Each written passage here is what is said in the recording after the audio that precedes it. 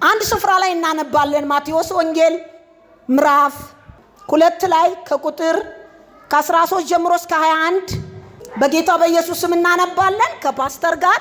ጠቢባኑ ከሄዱ በኋላ የጌታ መልአክ ለዮሴፍ በሕልም ተገልጦ ተነስ፣ የምትመለስበትን ጊዜ እስኪያሳውቅህ ድረስ ሕፃኑንና እናቱን ይዘህ ወደ ግብፅ በመሸሽ በዚያ ቆይ፣ ሄሮድስ ሕፃኑን ሊገድለው ይሻልና አለው። ስለዚህም ዮሴፍ ተነሳ፣ ሕፃኑንና እናቱንም ይዞ በሌሊት ወደ ግብፅ ሄደ። በዚያም ሄሮድስ እስከ ሞተበት ጊዜ ድረስ ኖረ። በዚያም ልጄን ከግብፅ ምድር ጠራሁት በማለት እግዚአብሔር በነቢዩ አንደበት የተናገረው ቃል ተፈጸመ።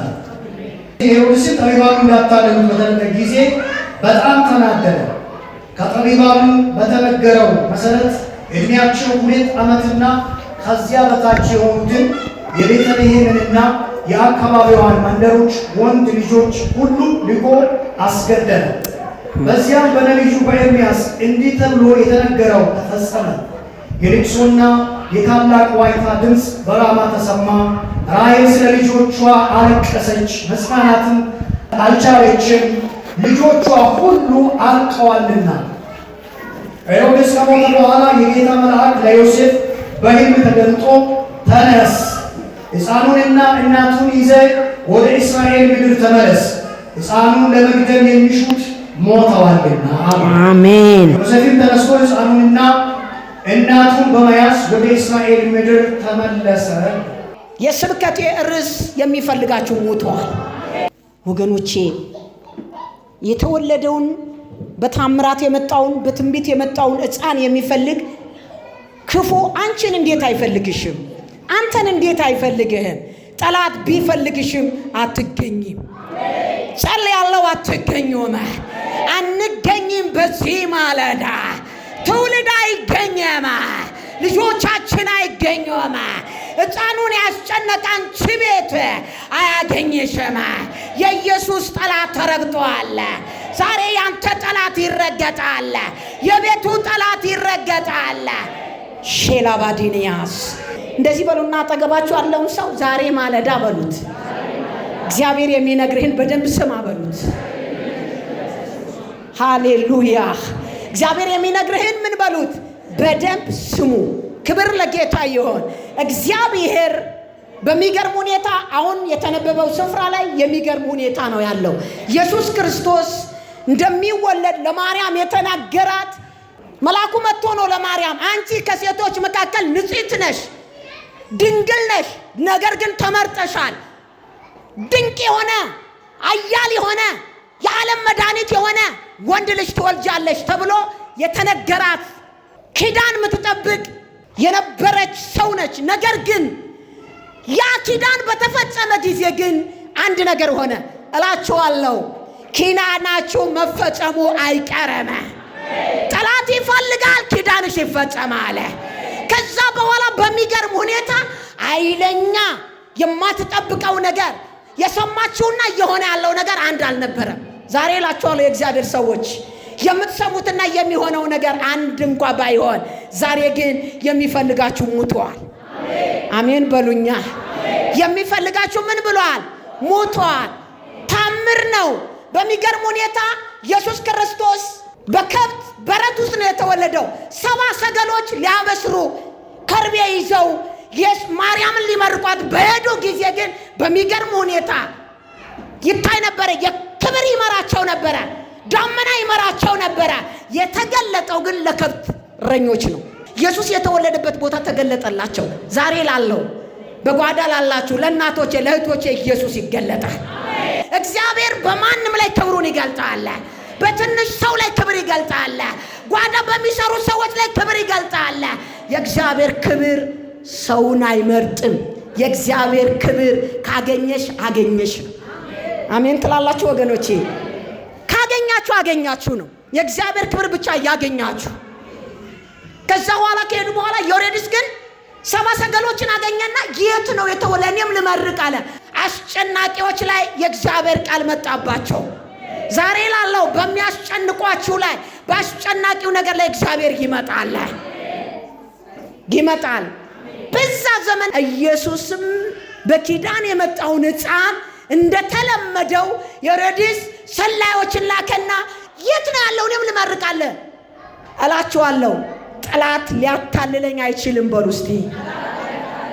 አያታልለኝም በሉ እስቲ። እነዚህ 70 ሰገሎች አልተታለሉም፣ ሊነግሩትም አልፈለጉም። ምክንያቱም የክብር ዳመና እየመራቸው ነው የወሰዳቸው። አረ በጌታ በኢየሱስ ክብሩ ይምራችሁ፣ ክብሩ ይምራችሁ። የእግዚአብሔር ክብር ይምራነ። በእግዚአብሔር ክብር እየተመሩ ሄዱ። አላወቅንም፣ እኛ አልገባንም አሉ። በእውነት ለጠላት ቀጥታ አይነገርም። ጠላትን የሚያደናግር የእግዚአብሔር ቅባት በእኔ ውስጥ አለ በሉ። አሜን አትሉም? ጠላትን ምን የሚያደርግ የሚያደናግር የእግዚአብሔር ቅባት አለ። ከጠላት ጋር ውል የለንም፣ ከክፉ ጋር ውል የለንም፣ ከገዳይ ጋር ኪዳን የለንም በሉ። አጠገባችሁ ያለውን የቅባታችሁ ጠላት፣ የህልማችሁ ጠላት፣ የልጆቻችሁ ጠላት፣ የትዳራችሁ ጠላት፣ የቅባትሽ ጠላት፣ አረ ዝም አትበሉ። ዛሬ የሚገርም ነገር ነው የሚሆነው። በጣም ብዙ ምስክርነት እሰማለሁ ከዚህ ስብከት በኋላ። የትዳርሽ ጠላት፣ የልጆችሽ ጠላት፣ የሴት ልጆችሽ ጠላት፣ የወንድ ልጆቻችሁ ጠላት፣ የቅባት ጠላት በእውነት አይበሎም። ሄሮድስ ሞቷል። የቅባት ገዳይ ምን ብሏል? ሞቷል በሉ እስቲ። አረ ሞቷል በሉ እስቲ። ሰምቼን የመጣሁት ዛሬ ሞቷል። ሞቶን ያደረው ሞቷል። ነገ ክብር ይሆናል። ነገ ተድላ ይሆናል። ነገ እልልታ ይሆናል። ነገ አምልኮ ይሆናል። ምንለው ነው የሚሆነው። እኔ በጣም የብዙ ሰው መልእክት እየሰማው ነው። ግን ይህን ቃል ተቀበሉ። በቤታችሁ የሚተረማመስ ጊንጥና ማመን እየረገጣችሁ ታልፋላችሁ። ከጓዳችሁ ላይ፣ ከስራችሁ ላይ፣ ከፍሬያችሁ ላይ፣ ከርስታችሁ ላይ፣ ከወይናችሁ ላይ እግዚአብሔር እባቡን ይቀጣል። ነዳፊው ይቀጣል። የሚተረማመስ ይቀጣል። ሼላባዲያስ ሰምቼ ነው እግዚአብሔር ቀብቶኛል። ሻላዲ አውጃለሁ ደግሞ አውጂ። ለሚያሳንስሽ ጠላትሽ ተቀብተሻል፣ ተቀብተሻል። አንተ ተቀብተሃል። አንተ ራስህ ተቀብተሃል። አንቺ ራስሽ ተቀብተሻል። ሻላዲ ግሎዲኒያስ ሃይቫቲካ እኔ ይህን አልቀበልም። ቻቻቻቻቻቻ እዚህ ቤት ብዙ ኃያላን እንዳሉ ነው ማውቀው። ሼላዲያስ እዚህ ቤት ግን ኃያላን አለ። እኔ አምናለሁ የተቀቦታል። ከሴቲቱ የተወለደ እርሱ እባብና ጊንጥን ይረግጣል ተብሎ እንደተጻፈ ለመረገጥ ሄሮድስ እንደሚረገጥ ስለሚያውቅ ያው ብልጥ አይደለ ጠላት? ብልጥ ነው እኮ። አንቺ ቤት ያለውን በለስ ያውቃል፣ ምን ያህል እንደሚያፈራ፣ ምን ያህል እንደምትሰበስቢው፣ ምን ያህል በረከት እንዳለ፣ ምን ያህል እንዳለ። በአቋራጭ ሄሮድስ መጣ። የአቋራጭ ስራ ግን እግዚአብሔር አላሰራውም። እግዚአብሔር ነቃና እግዚአብሔር ተመለከተና ዮሴፍን እንደዚህ አለ፣ ሕፃኑን ይዘው ወደ ግብፅ ውረድ። ዛሬ መራ መጨነቅ። ኢየሱስ ራሱ እኮ ወደ ግብፅ ወርዷል። ምን አስጨነቀሽ? ስደት ምን አስጨነቃችሁ? መነቀፍ ምን አስጨነቃችሁ? ትችት ምን አስጨነቃችሁ? እናገራለሁ፣ አይቀጥልም። አንቺ ወደ ክብር ትመጫለሽ። አንቺ ወደ ኃይል ትመጫለሽ። አትጨነቅ በሉት። ሕፃኑን የሚፈልግ ሄሮድስ መጥቷል። ገዳይ መጥቷል። እንዳይገደል ሸሽገው አለ። የት? ግብፅ። ዛሬ ላለው ሕይወት የሌለበት ቦታ ልናልፍ እንችላለን። ይገርማል። ግን እግዚአብሔር ያሻግርሻል። እግዚአብሔር ያሻግርሃል። እናገራለሁ፣ እግዚአብሔር ያሻግርሻል። እናገራለሁ፣ እግዚአብሔር ያሻግርሻል።